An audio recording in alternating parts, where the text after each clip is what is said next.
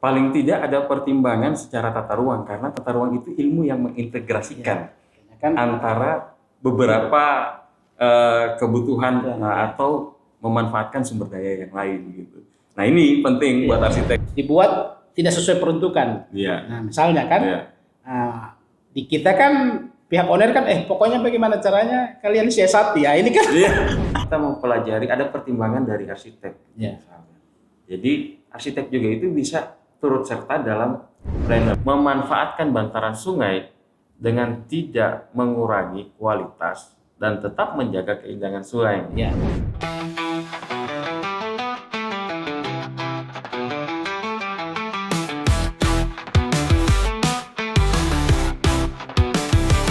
Selamat datang di ruang Reka dan Mancang, podcast dengan inspirasi menantang. Dari gedung tinggi sampai cagar budaya, kita bicara semua tak ada yang terlupa. Assalamualaikum warahmatullahi wabarakatuh. Selamat sore para pemirsa sekalian dan selamat datang Pak Bambang Jau. Assalamualaikum. Baik,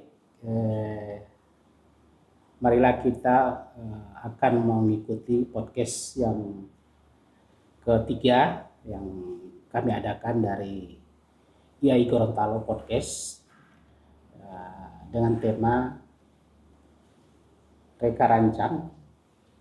Jadi pada kesempatan ini izin saya selaku host Atim Jobu akan membahas tema menyangkut tata ruang dan arsitek.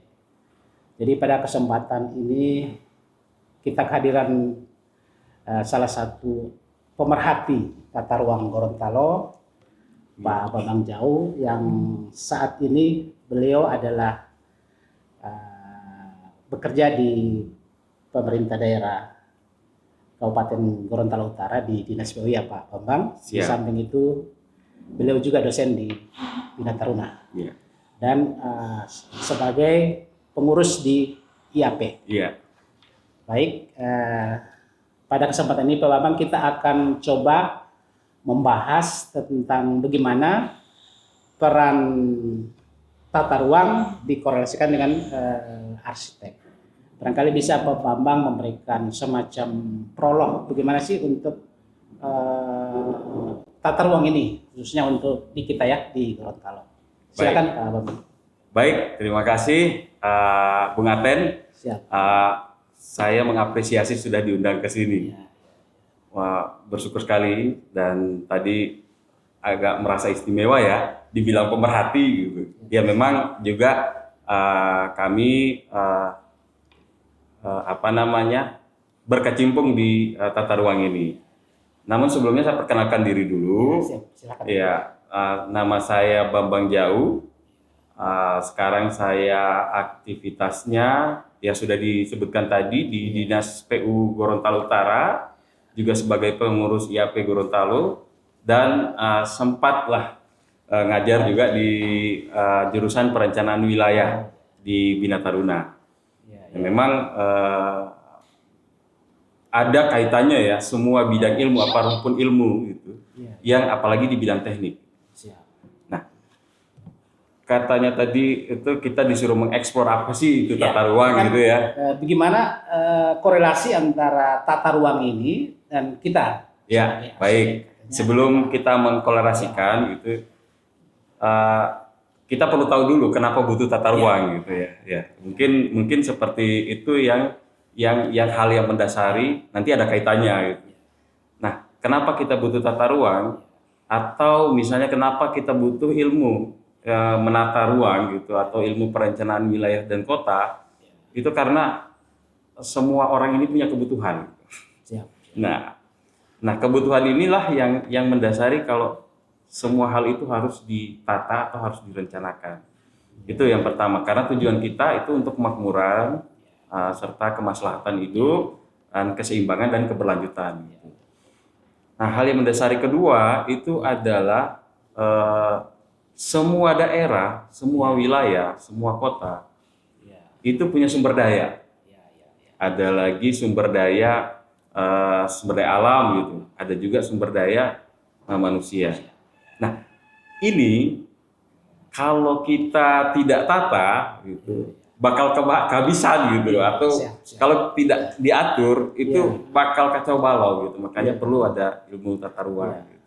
Kan namanya tata ruang ini dalam artian bagaimana suatu wilayah ini ya Pak Bambang harus diatur ya, jangan sampai kebablasan ya. Karena bisa disampaikan kan harus ada batasan-batasan, jangan sampai kan kita di arsitek ini kan khususnya dalam hal rancang-merancang ini tanpa ada pengetahuan tentang dalam nanti kan memang secara internal bahwa mikro kita ini kan bisa, cuma kan begitu diimplementasikan di lapangan kan belum tentu kan. Nah ini barangkali kita perlu ada semacam pertimbangan pagar ya, kan ada batasan-batasannya kan. Benar. Iya, benar seperti itu. Jadi adanya sumber daya ini harus kita manfaatkan dan harus kita tata, jangan sampai ini. Sebenarnya kalau wilayah atau daerah itu tidak ditata pun dia akan berkembang. Tidak ditata pun dia akan berkembang karena ini manusia kita tidak bisa prediksi kan, namanya perkembangan ini kan kalau dilepas ya pasti akan sembraut ujungnya kan. Betul, betul ya. Itu alasan yang kedua kenapa ada tata ruang. Terus yang ketiga itu kenapa ada tata ruang, karena kita bisa milih prioritas yang mana yang harus dikembangkan gitu. Nah, misalnya nih dalam ini sebenarnya semua butuh prioritas ternyata. Tapi dalam ilmu tata ruang itu kita harus pilih gitu. Ternyata yang skala prioritas gitu. Itu yang ini. Nah, adapun kaitannya dengan arsitek gitu. Kenapa arsitek itu perlu tahu gitu tentang tata ruang ini? Karena ranah ilmu tata ruang itu ada irisannya dengan arsitek.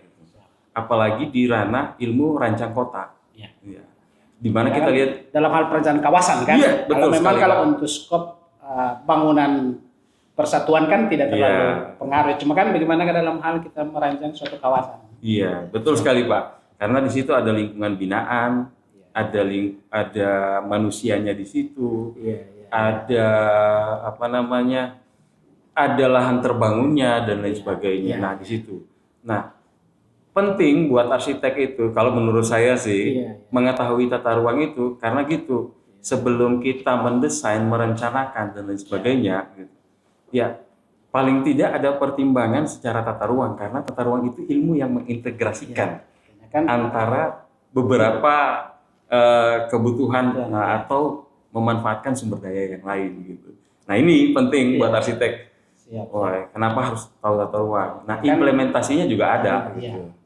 Jadi seperti itu. Berarti kan dari hal pemanfaatan itu ya, pemanfaatan ruang itu memang kita tidak bisa sembarang ya, gitu ya Pak? Benar, tidak bisa sembarang karena ada pertimbangan dari tata ruang.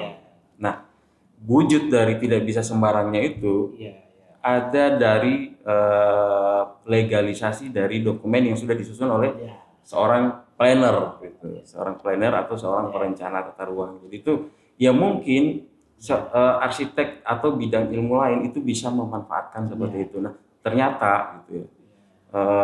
Dalam membangun itu ternyata nggak boleh ada lebih dari 5 lantai karena orang tata ruang seperti itu. Nah, disinilah tantangan arsitek gitu. Karena ada kalanya kan kita kan tergantung owner kan, bilang kita mau di sini dibuatkan suatu kawasan, kan kita kan karena kita tidak ada pengetahuan tentang fungsi ruang di situ kan.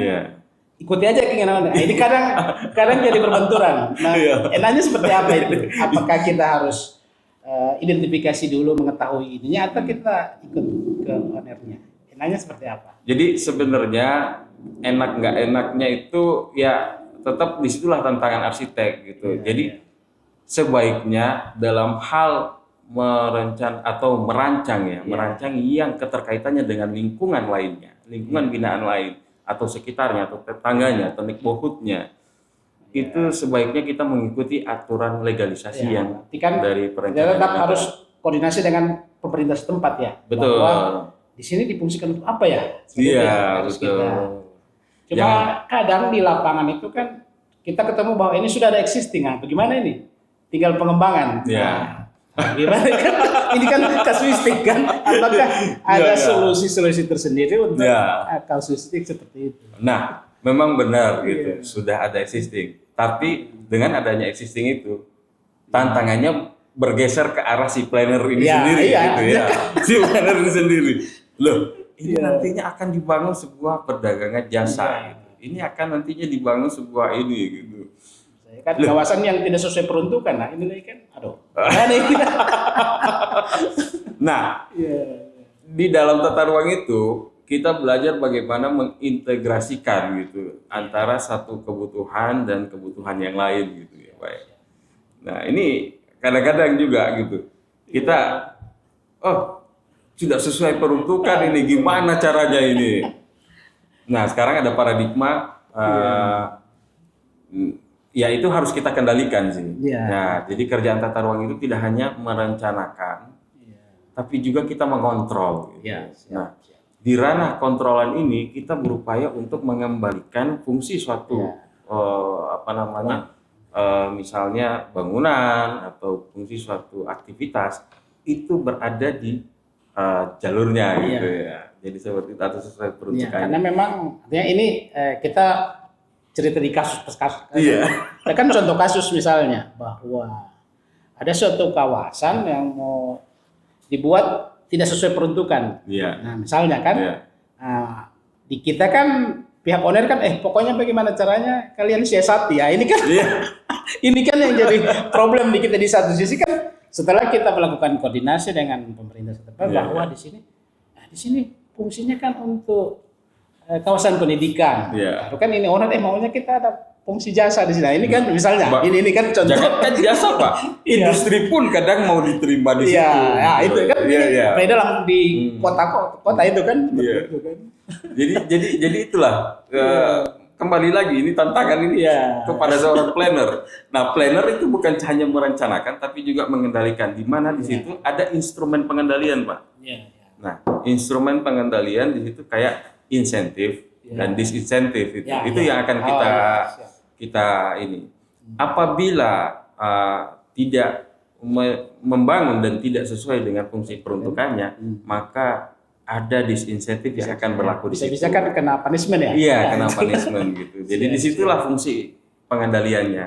Nah, seorang planner itu akan merencanakan tidak hanya bagaimana mengembangkan, tapi juga bagaimana menjaga supaya perkembangannya ini tidak terlalu kan berkelanjutan kan pertimbangan kan ini jangan sampai nih ruang ini kan cuma habis diisi itu masa pakainya kan tidak ada keberlanjutan. Betul. Habis di situ masa pakainya, terus kasihan juga akan berpengaruh ke lingkungan lainnya, gitu kan. Jadi itu jangan sampai gitu. Nah, jadi fungsi ruang di sini disebut semacam kontrol ya. Iya, ada fungsi tata ruang sebagai kontrol. Nah, sekarang ada paradigma begini, paradigma baru seperti kayak apakah aset mengikuti akses, atau akses mengikuti aset. Jadi kayak gitu. Ini kan yang aset ini kan bisa diartikan seperti tanah kepunyaannya, gitu. Dia kan secara legalitas formal dia punya ini kan. Punya gitu. Ada kayaknya kan kita punya mau atur-atur kan. Nah, ini kan kita juga kan butuh tip dan trik kan untuk menghadapi yang hal-hal seperti ini. Betul sekali. Kadang-kadang arogansi pemilik apalagi dia kan sudah bersertifikat kan. Iya. Nah itu, aset itu bisa diartikan sebagai kayak kepunyaan lahan dan sebagainya. Aset itu juga bisa sebagai kayak dia ini sudah hidup di sini, terus pekerjaannya sudah ada di sini. Ya kan sudah existing lama lah. Sudah existing lama di situ. Terus kita menyediakan akses buat mereka ini, gitu ya. Nah, itu bisa terjadi setelah kita mempelajari ada pertimbangan dari arsitek. Jadi arsitek juga itu bisa turut serta dalam planner. Ternyata ada fungsi-fungsi dari aset tersebut yang tidak bisa kita hilangkan. Jadi seperti itu. Fungsi-fungsi dari aset tersebut yang kita tidak bisa hilangkan. Nah, bagaimana cara mengintegrasikan dengan kebutuhan lain? Itulah kerjaan si seorang planner itu.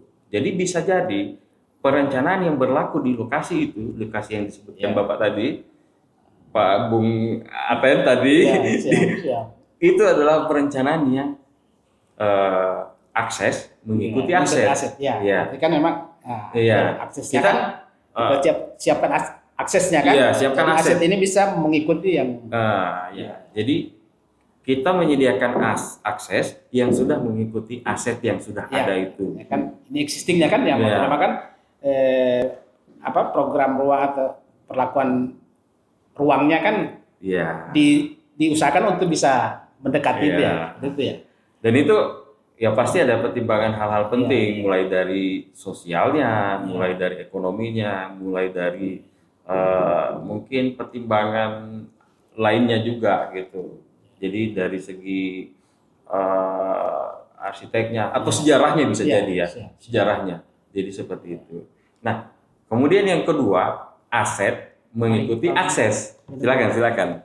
Nah, aset Aset yang mengikuti akses. aksesnya itu lagi Nah, ya. Gimana seperti ini? Itu bisa berlaku pada perencanaan-perencanaan di kota baru atau iya, yang mau siap. dikembangkan. Nah, itu pengembangan lahan yang masih baru ya. Iya, masih baru. Iya. Jadi kita menyediakan aksesnya dulu.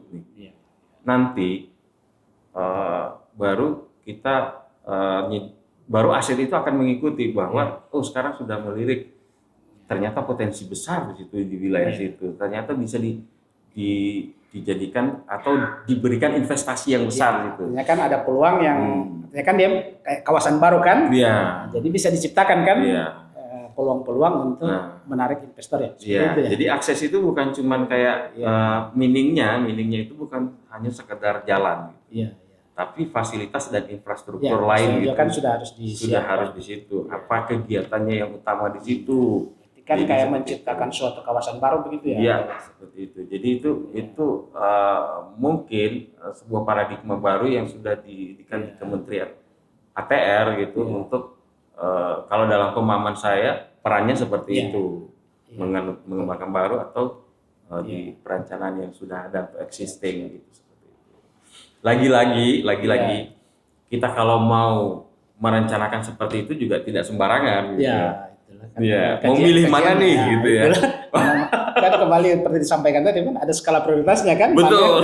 Mana yang didahulukan, mana yang bisa nanti next kan. Iya, salah satu pertimbangan yang mana yang mau didahulukan, mana yang ini atau tidak bisa sembarangan itu adalah daya dukung, daya tampung. Iya. Nah, dari segi lahan, dari segi aktivitas yang ada di sana. Tidak, itu pun daya tampung Iya, kawasan ini barangkali ya yang harus ini dipertimbangkan. kalau di kajian dokumen itu ada namanya, kalau ada penyusunan RT/RW, rencana tata ruang wilayah, ada penyusunan RDTR. Nah, masing-masing Lagi itu rigid lagi kan kalau RDTR. ya, masing-masing itu punya KLHS. Itulah yang akan mengkaji jadi ada daya- kajian lagi kan, Iya. kayak kajian lingkungan ya. iya, daya dukung dan daya tampung. Jadi tidak sembarangan ini orang mau menentukan. Iya. "Wah, kita mau menyediakan akses saja di sini gitu, atau kita mau Sampai kan belum berapa tahun sudah overload kan, sudah tidak bisa dikembangkan lagi. kadang-kadang Iya. ini contoh kasus ya kecil ya gitu ya. Kita sudah terlanjur menyediakan akses, harapannya orang ini akan berjualan gitu ya di pengembangan kan di kawasan. dalam pasar gitu. Iya. Tapi toh ternyata masyarakat ini Iya. tidak bisa prediksi gitu. Iya. Maunya dia itu berjualan malah pada pinggir jalan Ya, gitu. ini memang artinya ini memang contoh Ini kasus yang fenomena. ada. Ya, Fenomena yang ada di kota nih. kita, di kota Gorontalo kan ada yang seperti itu. Iya. Padahal udah disediakan Menarik kan, bangunan gitu. dibahas kan. Iya, udah disediakan bangunan tiba-tiba ini kan kita sudah sediakan Iya. akses gitu ya. Sudah Nah, kan sediakan fasilitas. Sudah disiapkan yang memang sesuai peruntukan. Iya. Nah, cuma kan nggak tahu ya kenapa mereka lebih tetap yang tidak sesuai kan hitamnya tidak sesuai ya. Iya. Nah, ide-ide itu yang kemudian menjadi evaluasi bagi kita. Iya. Gitu. Jadi, wah ternyata masyarakat lebih sukanya di jualan di tempat terbuka Iya. gitu. Nah, bisa jadi satu pasar itu akan dikembangkan, tapi di tempat yang terbuka Iya. atau lens, berupa ruang terbuka. Buat terbuka kan itu pun paling tidak permanen kan, paling dia apa namanya Iya. temporer kan. Nanti Temporer. kalau ini cuma pada saat jualan, setelah itu kan Nah, bongkar baru nanti pas jamnya lagi dia berjualan. Barangkali iya. ya seperti itu. Jadi begitu ini hal-hal yang Iya. memang Berarti kan bisa dilakukan perlakuan ya. Artinya kan ada. dalam hal tata ruang ini kan tidak saklek ya. Artinya bisa ya untuk Iya. apa namanya? seorang ada- planner pasti Iya. akan mencari solusi Iya. karena kebutuhan, Betul. karena kemampuan masyarakat seperti itu. Iya, artinya kan karena di pemahaman kan di kita ini bahwa namanya kalau sudah ada rencana tata ruang suatu kawasan itu kan, ya kita harus ikut itu kan. Iya, Nah, cuma kan betul. seperti apa yang disampaikan bahwa kan bisa ada peluang kan Iya. untuk ada semacam perlakuan khusus untuk tempat-tempat tertentu ya. Iya, meaningnya sebenarnya kita bukan tingkat kepatuhannya yang agak rendah ya, tapi sebenarnya kita harus patuh. Cuma bagaimana mensiasati bahwa aktivitas itu di dalam penyusunan rencana Iya, nih iya. Pak, Bu. Mensiasati bahwa aktivitas itu bisa fleksibel. Iya, iya. Artinya Iya. kan selama dia masih dalam kerangkanya kan, artinya Iya. tidak keluar kan dari Iya. dari fungsi ruangnya ini ya. Iya, gitu. Nah, kalau misalnya kita tetapkan jadi kawasan industri terus ada yang bermohon rumah gitu. Iya. Ya masih bisa saja. Iya kan. Iya. Artinya kan tidak mengganggu fungsi utama ya. Tidak Kalau mengganggu fungsi istilahnya utama. kan semacam fungsi pendukung bisa Iya, ya. iya. Cuma sudah kita misalnya kalau saya Ada dalam batasan lagi pemerintah, kan. Iya, iya. sudah pemerintah ini loh ditetapkan jadi kawasan industri loh ya. Jadi kalau ada kawasan industri yang ada di situ, kalian jangan merasa terganggu gitu Iya, kan. artinya konsekuensinya kan Konsekuensinya siap seperti menerima. itu gitu. Artinya kalau kalian ingin membangun di situ Iya. hunian atau apa, ya harus menerima konsekuensi ya. Iya, Ya, betul siap, gitu. siap. Jadi resikonya seperti itu. Ya kan kita kan sebagai arsitek juga kan perlu tahu kan seperti itu Nah. supaya kan kita kan yang berhadapan langsung dengan owner ya minimal kita kan akan menyampaikan bahwa Iya. bisa cuma kan dengan catatan ya ada kalanya kan kita juga kan takutnya kan kita memberikan artis ke dia kan tanpa ada dasar tentang Tata bagaimana ruang, iya. fungsi ruang Fungsi ruang. prinsipnya kan jadi blank kan takutnya Iya, salah kan memang betul sekali. kayak perlu sekali ya Iya. pengetahuan untuk bagi kami Perlu. tentang bagaimana fungsi ruang dan tata ruangnya itu ya. Iya. Itu ya.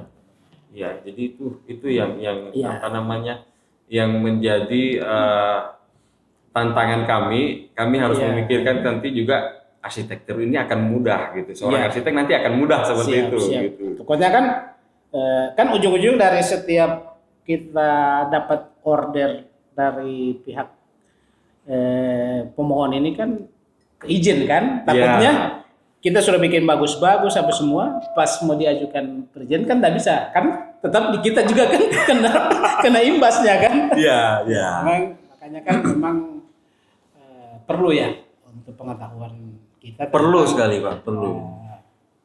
pentingnya penataan ruang ini yang kita ketahui kan minimal kan fungsi ruangnya itu ya begitu ya. Iya. Makanya Nah, kan- saya bayangkan gini, Pak Bung Aten. Iya. Jadi kayak gini. Kadang-kadang ini seorang planner ini bisa ngerjain arsitek loh ya. Iya, iya. Siap, siap. Jadi gini. Iya. Ini apa namanya? Kota sebuah kota gitu ya, Iya. sebuah kota. Kota itu persyaratan minimal ruang terbukanya 30% misalnya. Kan, Memang ada pertimbangan gitu. iya, iya. Ya sama kayak ya kalau kita makan full itu kan Ya, harus disisakan iya, untuk ada ruang udara, terbukanya kan. ada air, ada Iya. makanan gitu ya.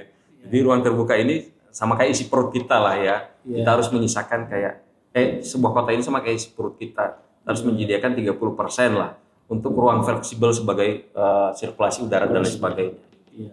Nah, terus perkembangannya ini pesat nih ya si kota Iya. ini gitu. Ya kan, kan istilahnya kan sudah tidak bisa dibendung lagi Iya, kan namanya. wah, besar gini-gini. Udah Perkembangan kan. seorang planner pokoknya luas pemukiman jangan sampai bertambah di situ saja. Nah, itu kan, Iya. itu kan yang harus Iya. kita ketahui kan. Nah, Apa namanya? Batas kapasitas kota ini kan iya, sampai di mana kan? iya, seperti itu. Tapi kok prediksinya kok sampai bisa ini seorang planner ya kebutuhan masyarakatnya dalam 20 tahun ke depan kok bisa melebihi pembagian ruang darat Iya, gitu ya. Iya. Nah, ini sebagai sebuah tantangan seorang arsitek Iya. ya. Gimana caranya di lahan yang sempit, Iya. di lahan yang hanya terbatas itu bisa mengakomodir masyarakat yang banyak Iya, dan iya. bisa beraktivitas dalam bermukim, Iya. bekerja gitu atau dan lain sebagainya lah. Jadi seperti itu. Beribadah dan lain sebagainya. Nah, ini yang perlu kenapa juga perlu seorang arsitek perlu tahu tata ruang Ya. gitu. Sehingga nanti berdampak ke desainnya Ya. mungkin bisa jadi kayak wah nanti bisa jadi ada hunian vertikal Iya, gitu. kan paling dia larinya Iya. kan ke atas kan, Iya. karena apa namanya kawasan ini kan sudah dibagi kan. Iya, Kalau betul. untuk pengembangan paling tinggal vertikal kan, tinggal naik ke atas. Siap. Bagaimana vertikal itu sedangkan orang nyaman Iya. berada, harus ada kayak ruang terbuka tempat bermain anak dan lain sebagainya. Nah ini Iya. Eh, Kan eh, butuh ini kan. iya butuh space buat Iya. itu juga gitu. Nah itu itu yang saya bilang tantangan Iya, seorang artinya arsitek kan, gitu. Di satu sisi kan kita harus mempertahankan standar ideal untuk suatu desain kan. Betul sekali. Nah, kemudian ini kan jadi tantangan di kita kan, bahwa dari sisi tata ruang cuma di sini yang bisa kamu bikin. Nah ini kan, ini kan Iya. karena kalau memang dari sisi space-nya mencukupi kan kita ikuti aja kan, Iya. sudah ikuti aja kan. Nah, yang apa namanya konvensionalnya seperti apa kan? Kalau cuman dari sisi ruang bahwa yang bisa dilakukan cuma diperuntukkan di sini. Nah ini kan ada tantangan seperti Pak Bambang Iya sampaikan. begitu. Jadi keterkaitan antara dua sisi bidang ilmu misalnya dari Iya. tata ruang dan arsitek itulah nampaknya di situ. Iya. Gitu. Jadi sekali lagi kalau misalnya ini pasti sangat berkaitan dengan arsitek dan arsitek Iya. perlu tahu tata ruang Baru gitu. kan yang Dan kita merencanakan Iya, siap. ini kota ini yang harus kayaknya pemukiman jangan harus dibatasi lah gitu. Iya. Ininya harus dibatasi gitu. Itu ada pertimbangan Iya. lain Ini loh. kan namanya suatu, apalagi kan rencana tata ruang wilayah kan, Iya. kan berarti kan satu kawasan, misalnya satu Iya. kabupaten atau Iya. satu provinsi itu kan Iya. sudah dibagi habis ya. Jadi istilahnya satu peta ini kan sudah dibagi habis Iya. peruntukannya, Iya, gitu dibagi ya. habis peruntukannya. Iya. Pokoknya jangan sampai lebih lah, jangan tambah Ya, gitu, jangan karena, ini gitu. Saya teringat apa yang disampaikan Pak Bambang tadi kan menyangkut KLS ya. Iya, Berarti kan KLS. daya dukung daya tampung ya kan. tampungnya Ya kan cuma jangan bisa sampai sampai kan situ. Gitu. tidak sesuai lagi kan. Nah, Ya, seperti itu Bapak. Ya. siap. Karena memang kadang kan kita berhadapan dengan owner ini kan yang harus tahu kan. Iya. Jangan sampai kan kita salah menyangka, kita bilang, wah ini tidak bisa. Kenapa tidak bisa? Ini kita petana kan? Nah, kan kita butuh penyampaian secara ilmiah kan. Iya. Misalnya seperti ini. Tidak bisa Pak, karena memang dari sisi lingkungan kan, bahwa Iya. ini kan daya dukungnya tidak bisa kan. Ujung-ujungnya kalau Bapak tetap memaksakan ya, paling konsekuensi kan Iya. ada bencana kan. Nah, Iya. paling seperti itu kan. Betul sekali. Iya. Nah, iya, betul. Iya. Faktor bencana juga Iya, jadi iya, jadi itulah kan. pertimbangan. Ya, makanya kan itu juga kan perlu kita ini kan, Iya. karena paling di kajian ruang itu kan sudah ada juga kan Iya. unsur resikonya. Risiko kajiannya, risiko bencana dan lain sebagainya, kajian tentang kemampuan lahan, Iya. kajian Jadi kan tentang- misalnya kan kayak kita Gorontalo ini kan daerah gempa kan. betul sekali. Nah, itu juga kan nanti kan kita mengikuti saran dari owner, kita mau berlantai banyak sih. Baru kan kita nggak tahu apakah ini masuk di patahan atau masuk di jalur gempa kan. Nah, ini kan. Nah, Bapak bisa tahu di situ itu, Pak Bung Aten bisa tahu di dokumen rencana tata ruang. Iya, Ternyata itu memang ini daerahnya daerah Ya, gempa. kadang kan kita antam promo saja. Pokoknya apa yang menjadi keinginan owner kita bikin bagus-bagus tanpa mempertimbangkan itu kan. Sebenarnya kalau itu juga ada tantangan tersendiri buat arsitek gitu. Iya. Dimana misalnya ini daerah gempa, tapi kok boleh Iya. dibangun menurut si tata ruang gitu. Iya. Nah, jadi kolaborasi ilmu juga, Iya. ilmu teknik itu akan bagaimana nanti bangunan yang tahan gempa. Jadi Siap, seperti siap. itu. Ilmu arsitek, ilmu Ya, sipil karena juga akan memang kita kan perlu, cuma kan di hulunya kan kita harus tahu dulu kan. Iya, betul. Bagaimana perlakuannya, jangan sampai kan sudah bikin yang tahan gempa tapi bukan di daerah kita. Iya. Ini kan ujungnya kan tetap larinya ke ruang kan. Iya. Betul sekali. Fungsi Pak. ruang kan, Benar, tata iya. ruang kan. Iya. Memang Iya. menarik sih kan bahwa namanya ruang. Cuma kan kadang ya di kita saja sendiri kan. Iya. Kadang kita mensepelekan kan persoalan ruang ini. Tapi kan setelah kita diskusikan memang ternyata sangat urgent ya persoalan ruang ini. Nah, ini juga tantangan di kita kan, bahwa bagaimana caranya kita untuk mensosialisasikan kan ke Betul masyarakat. sekali. Ya, itu memang Bahwa memang ini kan fatal kan apabila kita tidak Tidak ikuti. ikuti, iya. Apalagi kan nanti berhubungan dengan fungsi-fungsi lainnya yang bukan peruntukan kan, misalnya fungsi hutan. Nah, kalau bisa Pak Bambang sampaikan fungsi-fungsi ini kan, misalnya di mana yang memang kita tidak boleh masuk, kan bisa saja kan, kita mau bangun pabrik, tapi setelah kita identifikasi ke pihak Pemda, dikatakan nggak bisa bangun di situ, itu hutan. Nah ini kan kayak gini kan, bisa sampai tahu ada yang Pak Bambang bisa kasih tip dan trik ke kita, artinya kan misalnya ada kasus seperti itu. Ini dalam rangka trik dan trik, bukan nabrak aturan Iya, kan seperti itu. Kan karena kita dalam hal ini kan namanya kalau sudah ada owner, konsumen, calon konsumen kan, ya ini kan rezeki kan di kita, mau tidak mau kan kita bagaimana caranya proyek ini kan bisa gol, cuma kan tetap aturannya kan. Nah, seperti yang disampaikan tadi, bahwa kita kan butuh pengetahuan tentang aturan-aturan yang betul sekali. Terutama yang ruang kan. Jadi kalau memang sudah ditetapkan dalam rencana tata ruang, pasti sudah ada kajian kenapa sudah ditetapkan jadi kawasan hutan gitu, atau dalam hal ini nama di tata ruangnya jadi kawasan lindung gitu. Jadi penamaannya seperti itu gitu. Nah, itu sebenarnya sudah tidak ada tip and trik lagi. Berarti memang paling tidak boleh. Ikutin saja gitu. Coba kan ada kasus misalnya kawasan wisata. Bagaimana ini?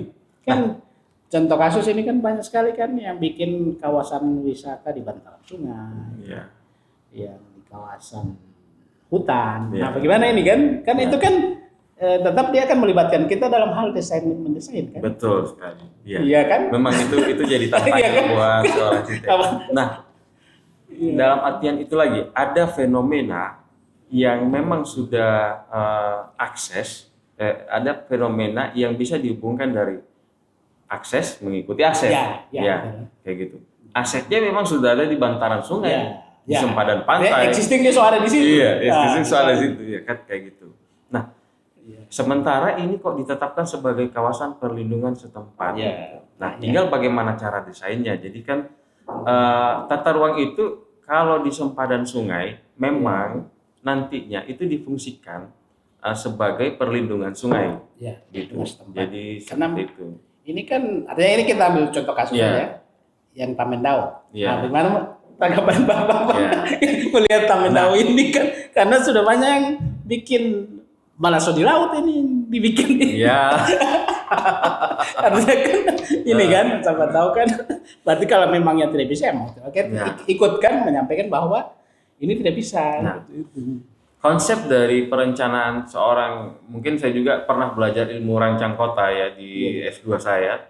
Itu ada konsep memanfaatkan bantaran sungai dengan tidak mengurangi kualitas dan tetap menjaga keindahan sungai. Kan dipertahankan fungsi sungai ini fungsi sungainya tidak boleh ada ini. Nah, salah satunya dengan mendesain jangan membelakangi sungai.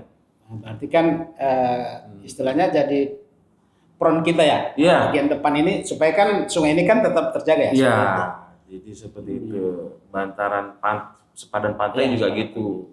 Jangan mendesain gitu. Kita membelakangi pantai atau kita menjadikan itu sebagai waterfront. Waterfront city berarti kan menghadap ke sungai kan. Gitu. Nah, di planner juga tidak semua sungai itu tidak boleh dibangun. Pasti ada beberapa titik atau lokasi yang memang sudah memanfaatkan, sudah memang kelihatan ada aset dan aktivitas masyarakat di situ. Kita tinggal bagaimana caranya supaya mereka ini melindungi sungai. Artinya kan tinggal pintar-pintar kita kan menyampaikan ke nanti yang pengelola nanti kan bahwa ini dibuat dengan pertimbangan ini kan, jadi pertimbangannya harus dipatuhi. Misalnya ada sungai yang lewati di kawasan lindung, itu memang nggak boleh dilewati. Pasti sungai itu kebanyakan dia mulai hulunya itu ada di kawasan lindung. Hulunya itu mulai dari kawasan hutan dan sebagainya, terus mengalir ke pemukiman. Nah, pemukiman inilah yang kita tata. Kita kan membatasi lahan terbangunnya cuma sampai segini. Iya, karena kan memang terbatas ya. Iya. Jadi silakan membangun tapi cuma segini ya. Iya. Ya, Gitu. siap, Jadi siap, kan siap. kita di sini. Jadi gimana caranya di sungai ini? Gitu. Jadi ada ketentuan sih kalau di sungai perkotaan itu yang bertanggul dia sempadannya 5 meter. Nah, 5 meter inilah yang bisa kita manfaatkan sebagai aksesibilitas jalan gitu. Supaya orang itu tidak akan membangun Ya, jadi membelakangi sungai. Bukan jadi DP dapur ini sungai. Iya. Ya, itu yang mau dihindari. Itu yang dihindari, Siap, Pak. siap, Jadi siap. jangan sampai seperti itu. Itu Iya. mungkin ada semacam tip and trick gitu ya. Iya. Ketika kita misalnya berhadapan dengan ini. Nah, fungsi juga sempadan sungai itu untuk pemeliharaan misalnya. Ketika misalnya ada sedimentasi, Ya, kan untuk alat untuk membersihkan kan Iya. kan kalau sebangunan semua kan Iya. ada lagi kan akses. Iya, kita menormalisasi sungai itu pasti lewat akses Ya, itu. akses kan untuk peralatan, ini kan belum lagi untuk buang materialnya kan kalau sudah penuh dengan bangunan, nah ini kan Nah, itu berarti itu kan kenapa sampai diatur sempadan itu kan Iya. supaya kan Nah, tadi Bung Aten bilang ini jadi tempat wisata. Menarik memang. iya. Menarik. Tapi kaidah seperti itu jangan Ya, karena memang fenomena dilewatkan sekarang gitu. ini kan wisata alam kan. Iya. Bahkan banyak kan orang yang bikin tempat wisata di kawasan alam. Iya. Bahkan orang sudah bikin permanen. Nah, ini Iya. kan yang perlu kita sikapi kan. Iya, betul sekali. Nah, yang penting dia kan sungai ini bukan berada di kawasan lindung. Ya. Jadi kalau dia jangan masih pas di hulu pas gitu Ya. lah. Berarti kan dia kalau misalnya sudah dimasuk di kawasan permukiman, tinggal kita ikuti aturannya. Iya. Bahwa dia bisa tapi ada batasan misalnya seberapa meter. Iya. Jadi seperti itu. Yang sungai bertanggul, yang sungai tidak bertanggul, kita ada ketentuannya seperti itu. Iya. Jadi kita dengan sendirinya kita tetap menjaga sempadan sungai itu sendiri. Iya, makanya kan apa namanya? Kadang kita juga kan terjebak kan di situ. Pokoknya mau di BKA kita punya kasih bagus apa? Tapi di atas sungai ya. Ini Kalau sudah menyentuh badan air janganlah. atau dibilang misalnya di bibir pantai kan banyak. Iya. Sekarang ini kan banyak bikin villa Iya. di apa? Di sempadan pantai. Pantai. Memang sempadan pantai itu kalau kita baca aturan tentang apa namanya pantai ya atau apa itu ya, saya lupa persisnya. Iya. Itu bisa digunakan sebagai akses publik. Tapi kalau saya kan juga bekerja di pemerintahan yang RT RW-nya sempadan pantai boleh untuk Boleh, wisata. ya. Jadi Tapi selama tidak ada bangunan permanen ya. boleh bisa ya. juga ya. Tapi mengikuti aturan Mengikuti sempadan. aturan ya. Mungkin Siap. wisata tapi bangunannya agak-agak mepet lah ya, agak-agak Ya, jauh menjauh dari dari bibir situ, pantai. bibir pantai gitu, seperti itu.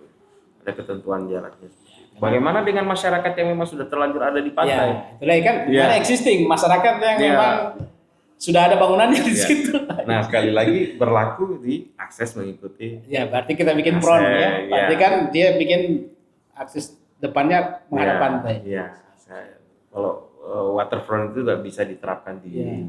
Ya, jadi karena jangan memang membelakangi. kadang kita kan berbenturan kan persoalannya. Betul. Apalagi kan owner yang dibilang ini sudah kita pelahan ini sudah ada sertifikatnya. Ya, kita mau bikin sesuatu kita pilih kenapa ada yang kan seperti Iya. itu kan. Nah, kadang kita kan akan memberikan pemahaman ke mereka ini kalau kita tidak punya minimal pengetahuan dasar tentang pengaturan ruang ini kan takutnya salah kan. Betul sekali. Makanya memang kita selaku arsitek kan pemahaman tentang ruang ini memang Sangat-sangat penting. dibutuhkan bagi kita teman-teman di arsitek dalam hal berpraktek kan. Sehingga makanya kan menarik sih karena memang itu banyak yang pihak owner ini kan terkadang kan Iya. arogansinya kan ada. Iya. Bahkan bukan hanya dari pihak pribadi kan kadang juga dari pemerintah juga kan kadang Iya. yang tidak mengerti kan untuk yang menyangkut ruang ini. Nah, contoh kasus pernah ada di mana ya? Di Bone Bolango itu kan ada yang yang bangunan perhubungan Iya. kan sudah di bibir pantai. Iya. Nah, ya itu lagi. Ada memang fungsi-fungsi bangunan yang memang mendukung aktivitas ke arah laut. Iya. Nah, sehingga dalam hal ini supaya ada keterpaduan antara aktivitas laut dan aktivitas Iya. darat, Iya. itu direncanakan terintegrasi antara RZTP Berarti 3K kan sama RT. Kita harus ada perlakuan ya. Iya, Misalnya kalau kita membangun di sini, harus ada perlakuan terhadap pantainya kan? Ya, Siap, siap. ya. Dan itu kita susun dengan sebuah produk rencana tata ruang. Ya, gitu. berarti untuk di wilayah Lajo sudah ada ya, anunya pengaturannya. Iya. Berarti kan dia harus kolaborasikan. Kalau RTW kalau tidak salah cuma khusus darat ya. Iya. Jadi kan untuk laut sudah ada lagi. RZTP 3K, Iya, tapi karena sekarang ini sudah integrasikan. Karena memang kan bisa saja kan kita dapat order kawasan wisata pulau kan. Iya. Nah ini juga kan. Ya. Nah, Ada masa kalanya orang terbang langsung ke pulau. Nah, itu itu tidak kan mungkin, tetap Pak. mau dibikin dermaga kan. Dermaga. Nah, gimana ya? Baru kan bisa saja kan dia bilang coba buatkan villa yang langsung menjorok ke laut. Nah, ini juga kan kadang kita kan memang dalam hal mendesain ya kita kan menyampaikan kan mana yang dari sisi mikronya kan Iya. bahwa dalam tata pengaturan fungsi ruang dalam artian bangunan kan. Iya. Nah, ini kan ada yang makro kan. Nah, Iya. itu Yang makro dan memikirkan dampak terhadap banyak hal. ya, gitu. karena kalau makro ini kan banyak Iya. DP pengaruh kan Iya. mau ke lingkungannya, sekitar atau ke masyarakatnya. Jadi ilmu tata ruang itu kadang terkenal gini, kita perlu tahu sedikit, tapi tentang banyak hal. Banyak kali kan karena berhubungan dengan semua ini. Karena Semua kemampuan, unsur terhubung di situ. karena kemampuan atau keteknikan kita itu ada di bagaimana cara mengintegrasikan. Iya, iya, iya. Ya, karena membuat sebuah rencana ini, ya pasti banyak pertimbangan lah. Bung Aten. Jadi seperti itu. Iya. Iya, memang menarik sih karena memang pada intinya kan kita selaku arsitek kan minimal kita tahu Fungsi umumnya saja ya iya, kan. fungsi ruangnya Karena seperti kalau apa. untuk mendalami kan lain lagi dia menceritakan seperti itu. Iya, baik Pak Bambang. Siap. Kali lumayan banyak yang bisa kita dapatkan di diskusi Alhamdulillah. ini. Dan semua istilahnya ini. Iya. Jadi sebelum kita mengakhiri ada semacam closing statement dari Pak Bambang. Bagaimana kita selaku arsitek menyikapi untuk menyangkut tata ruang ini. Ya. Silakan. Terima kasih, Bung Aten. Mungkin closing statement itu nggak banyak-banyak ya. Kan kita butuh Ya. masukan gimana tentang Betul. ruang ini. Ya. Jadi closing statement yang mungkin saya ingin ungkapkan itu adalah kita perlu kolaboratif. Siap, siap. Jadi semua sisi ilmu dalam hal membangun masyarakat, Iya. ada itu ilmu tata ruang atau PWK, Iya. ada arsitek, ada sipil dan lain sebagainya. Itu semua harus kerja kolaborasi supaya tujuan kita dalam hal terutama tujuan saya dalam hal pemerhati dalam hal tata ruang gitu, Iya. itu tujuan keberlanjutannya Ya. tetap Kan sustainable-nya kan. sustainable-nya tetap Ya, jalan. karena ini kan namanya bumi ini kan tidak mungkin kan tetap harus Iya. kita tinggalkan untuk ada cucu kita kan. Betul Barangkali ya. sekali, iya. jangan istilahnya jadi mangoa kita orang. Kasih habis 4 orang ini dunia ini kan tanpa memikirkan ke depan. Iya, Memang seperti itu itu. ya. Siap. Ya, makasih Pak Bambang. Sama-sama, Bung Sukses. Aten. Ya. Halo, amin. Amin, Insya amin. Allah. Ya. Baik, terima kasih podcast kita kali ini yang sudah cukup banyak yang bisa didapat. Terima kasih. Assalamualaikum warahmatullahi wabarakatuh. Waalaikumsalam warahmatullahi wabarakatuh.